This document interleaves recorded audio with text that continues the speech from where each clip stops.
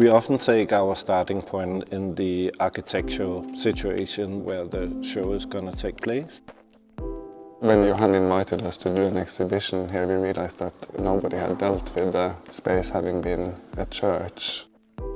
Most of the works in the exhibition are figurative works that are dealing with the body in different ways and have political overtones, from Mark Wallinger's Ecce Homo, that is somehow a contemporary political prisoner, to Jung Juntak's Madonna, covered with pamphlets from groups that offer therapy to convert homosexuals. I wanted to find scale which you can confront as another human being, because actually this kind of all aggressive voices are coming from another person.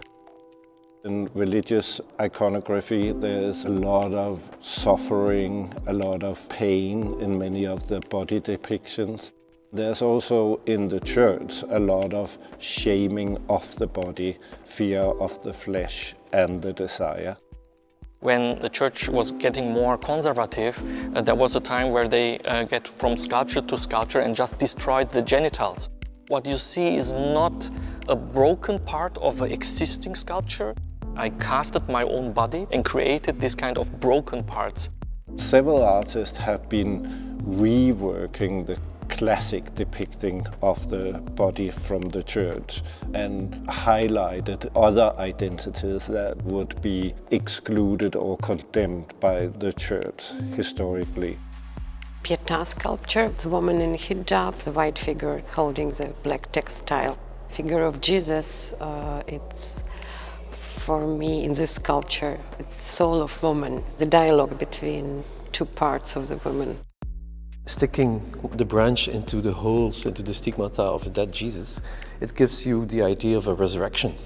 But it's all about imagination, transformation. As I don't want to desacralize the original sculptures, I don't want to demystify my own work. What you see is what you get. You also have André Serrano's Black Christ. It's a comment on the inaccurate depiction of Christ as a Caucasian. We have included Santiago Sierra's performance piece where two men are carrying this log.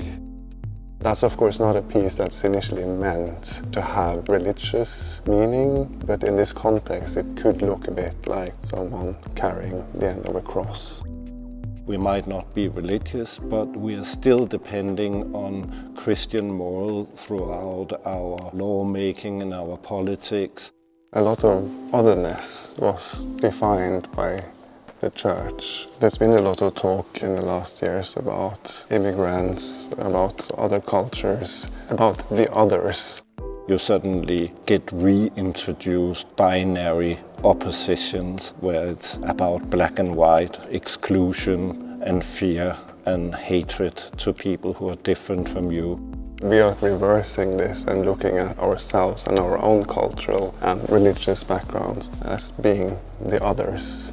The whole notion of otherness is quite an urgent theme to take up at this point of time. We are all the others.